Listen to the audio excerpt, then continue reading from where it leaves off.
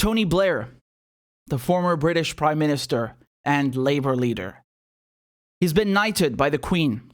He's going to receive a knighthood. So this was announced on New Year's. Here's a headline from The Guardian. Tony Blair to be given most senior knighthood in New Year's honours list. The former Prime Minister will be made Knight Companion of the Most Noble Order of the Garter by the Queen. I mean, I don't even know where to start. Where do I begin with this? If this headline makes you want to vomit, you're not alone. In fact, many people are disgusted that the Queen would deem Tony Blair fit for a knighthood. Tony Blair's most famous contribution to humanity was slaughtering 1 million Iraqis and making millions more refugees, right? So when he partnered with George Bush, as you remember, he committed the UK to the United States invasion of Iraq in 2003. Millions of people came out to protest in the streets of London. Didn't matter. He went ahead with it anyway. And that's his legacy. He's a war criminal. And he, of course, escaped any sense of justice, right? So the High Court protected him from prosecution, of course. And he's free, right? But the Queen thinks that he should get a knighthood. Well, a lot of people disagree. As a matter of fact, there's a petition that was launched on change.org. Look how many people signed this. 1.2 million people have signed a petition for Tony Blair to have his Knight Companion of the Most Noble Order of the Garter rescinded. To have his knighthood cancelled, in other words. Now, Tony Blair actually was asked about this. So he was on Times Radio, and he was asked about the knighthood and people's reaction to it. Let me play you this clip, and let's see what Tony had to say. Okay, let's move on to discuss your knighthood briefly before we get on to COVID, which is what we really want to talk to you about. Congratulations, you are now Sir Tony. Is that what we should be calling you? Well, I'm perfectly happy with Tony, as a matter of fact, because it's what feels most natural to me. Look, it was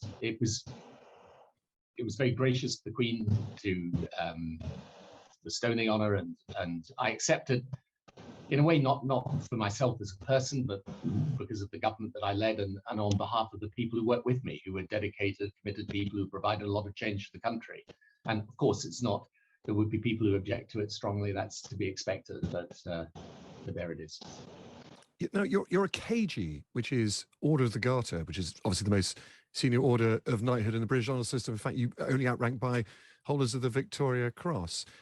It's a personal gift of the sovereign as well, but it has taken you 14 years to get it. Why so long? Well, I think it feels more right now, actually, than it would have in previous years. So, I mean, the honest answer is these are not decisions that I take, but in any event, it's happened, and as I say, it's a very good honor to have. But it really represents not really me as a person. It represents the fact that I was Prime Minister of the government, and that's how I understand it and take it. Now, you did make reference to this, I think, but you're clearly aware of this petition that exists now calling for the removal of your knighthood. It's collected above 1 million signatures, getting for 1.25 million signatures. Does that upset you?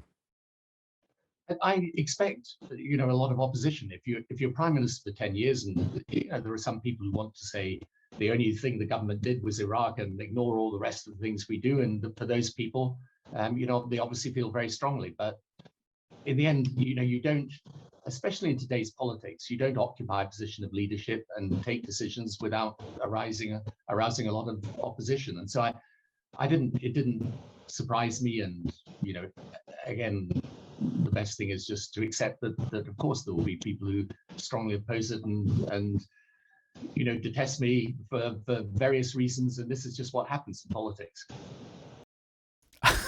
Christ. I love how he's trying to casually brush it off. Like, it's normal for people to hate you when you're in government for so long. And, that's just, no, it's not normal for you to slaughter 1 million Iraqis. That's not normal. There's nothing normal about what you did, you goon. You goddamn demon. Look at him. He's a bloody demon. I mean, this guy is easily one of the most hated people on earth, next to George Bush. Easily. And you really have to suck. You really have to be hated by a large portion of humans for 1 million people to sign a petition to have your knighthood rescinded. I mean, he his answer about why it took so long, I have my suspicions why it took so long. Because if the Queen had given this any earlier, I think, the Iraq War would have been even more present in people's minds, right? Unfortunately, you have younger generations now who have no clue who Tony Blair is, right? So basically, my point here is that they wait until the heat dies down, right? Now it's 2022. The Iraq War is almost 20 years ago now, the invasion, 19 years ago, March 2003. And so they're probably hoping that people forgot. No, buddy, we haven't forgot. No, we have not forgot. So this is really disgusting, honestly. It really makes, it's kind of like those things with the Nobel Peace Prize. They just start giving it to like Henry Kissinger and Barack Obama. It just becomes like a piece of shit. Hold on, let me show you this. This is the Tony Blair that I remember, and I think this is the Tony Blair that most people remember, right? So this is what he told George Bush when he was writing him little letters, right? Before they started destroying the Middle East. So he said, "I'm with you, whatever," right? I'll be with you, whatever. That's what Tony Blair was telling George Bush. And it's true, he meant it, right? Look how many lies the Tony Blair government invented. They made up this claim about Saddam Hussein being able to mount an attack in 45 minutes, right?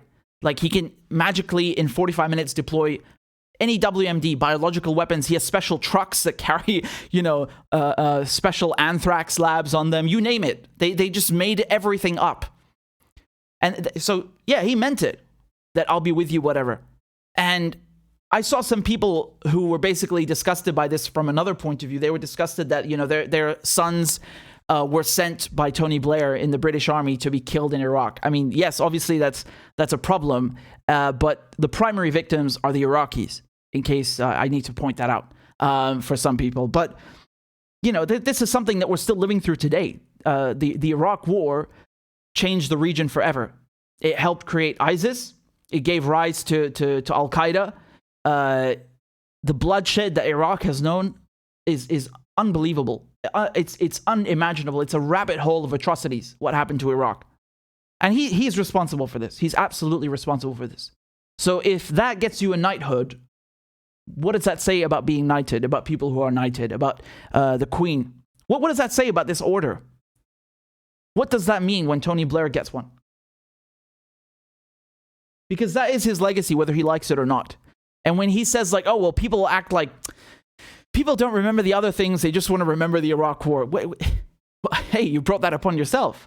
What else do you want people to remember? You murdered millions of people. You turned people into refugees. The Middle East is still screwed up because of what you did today. We're still in the consequences of what you did. Right? The war in Syria is one of those things. When ISIS is starting in Iraq and Syria and spilling over, that's a consequence of what you did. Iraq is still under occupation. No matter what the Americans want to call it. Oh, we're removing the combat troops, or they changed the name of combat troops to advisors. It's under occupation. There are American bases in Iraq. Afghanistan, that's also Tony Blair, right? So that Biden withdrew troops from Afghanistan, allegedly. We don't know what the CIA is doing there still. So that ended just a few months ago, supposedly. 20 years of war. Tony Blair is also part of that. That's also his legacy. He is George Bush's right-hand man, notwithstanding Dick Cheney. But he's his British right-hand man when it comes to this Western attack on the Middle East, on Afghanistan, this destruction of the entire region. We're really talking about one of the biggest atrocities of the century. Easily, without a doubt. This entire war on terror wasn't done only by the United States. It was launched by the United States, certainly, but the UK was part of this so-called coalition of the willing. And This man, Tony Blair, is responsible for the misery of so many people. We won't even know how many. We will never know exactly how many. And I want to show you the response from the current Labour leader, Keir Starmer, right, who is as charming as a bookshelf. So let's take a look at what he has to say about this. Boris Johnson has faced criticism for failing to implement further COVID. Hold on, let me get to the part where they talk about Tony, because it's a long video. Want him not Here we just go. you, isn't it? Very much indeed.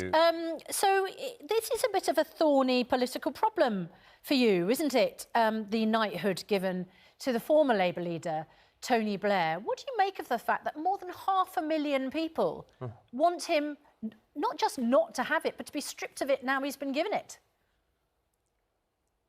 Well, look, I don't think it's a thorny issue for me at all. I think Tony Blair deserves the honour. He won 3 elections. He was a very successful Prime Minister. I haven't got time this morning to list all of his many achievements, which I think vastly improved our country, you know, whether that's minimum wage, sure start for young families. But the one I would pick out in particular is the work he did in Northern Ireland and the peace process and the huge change that has made.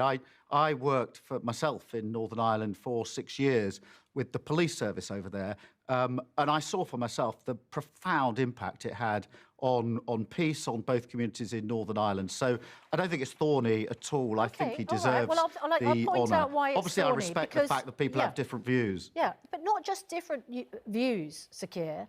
The fact of the matter is, the Iraq war is a huge thorn in the side, not just of Tony Blair, but of the Labour Party. I mean, many people blame the catastrophe over the Iraq war for the fact that Labour can't get anywhere near power right now. The Shilcott inquiry said the judgments about the severity of the threat posed by Iraq's weapons of mass destruction was presented with a certainty that was not justified. The planning and preparations for Iraq after Saddam Hussein were wholly inadequate. I mean, worse than that, you know, there are families of those who died fighting who are furious about this honour for Sir Tony Blair and, of course, the cost in lives to the people of Iraq. Which some reports have at 600,000 civilians.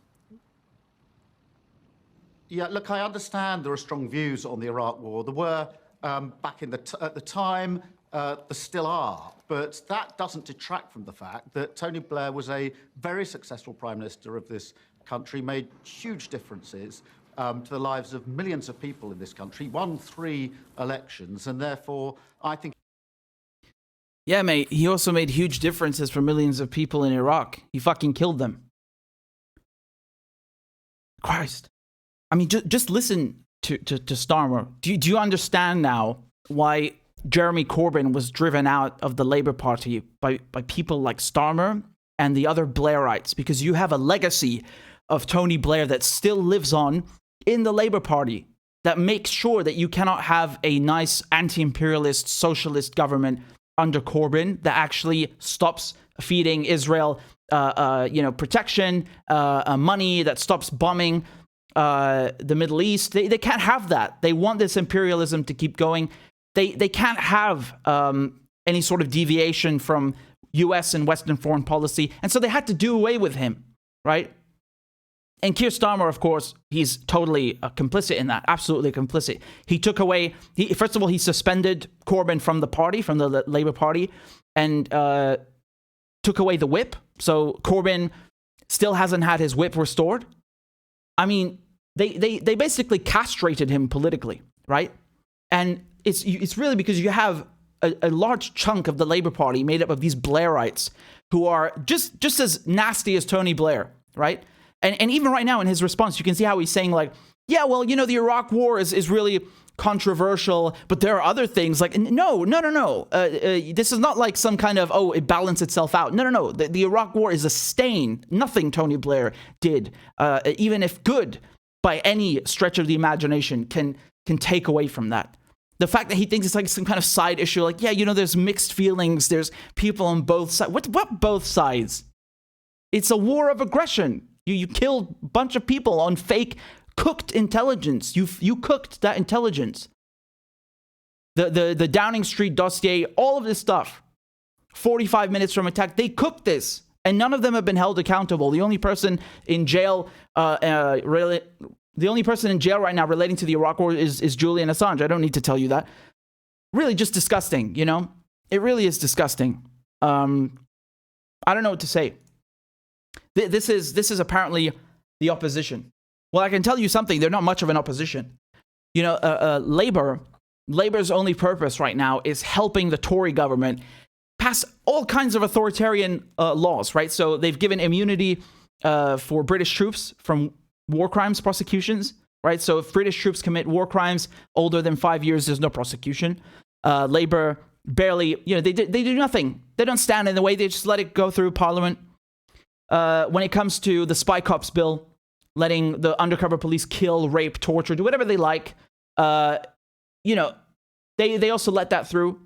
Nationality and Borders bill. This is a fake opposition. And now, of course, the police crime sentencing and courts bill. So that's why we have the Kill the Bill protests. They let all of this through. There's no opposition party in the UK. That's not an opposition. It's the same thing kind of setup where you have Democrats and Republicans. Same setup. They're working together behind the scenes. And so I'm you know, this is why people are leaving the Labour Party in droves, because it's gone back to its Blairite roots, if we can say that. It's gone back to what it is, which is a fake opposition. It's part of the establishment, pro-war, pro-imperialism, pro-privatization. You know, they're all working together with the Tories to screw over people. That's what it is. And I'm not surprised at all that Keir Starmer would say such a thing, right? He's also, he calls himself a Zionist without qualification. What does that tell you? What does that tell you? He's just a standard establishment hack. That's what he is. He's a standard British politician. He's a standard British politician. He's playing the game. He's playing the game. And you will see him be knighted too one day. Just like Blair. If you play the game, you do what you're told. You don't stand in the way of the wars. You don't stand in the way of Western hegemony. You don't stand in the way of British interests. British imperialism, neo-imperialism, neo-colonialism. You get knighted. That's what you get. You get rewarded for playing ball, for playing along with the system. And that's what this knighthood with Tony Blair is about. And it's good to see a lot of public outrage. People should be outraged. And I've heard George Galloway. I've seen him post on Twitter. Again, George Galloway is a real one. George Galloway is a real one. You know, he was there in the party when the Iraq War was about to happen. He opposed it. George Galloway has always been a real one. And he knows exactly who Tony Blair is. And George Galloway was talking about the knighthood, and he said that he would be prepared to go and crash the ceremony to stop it from happening.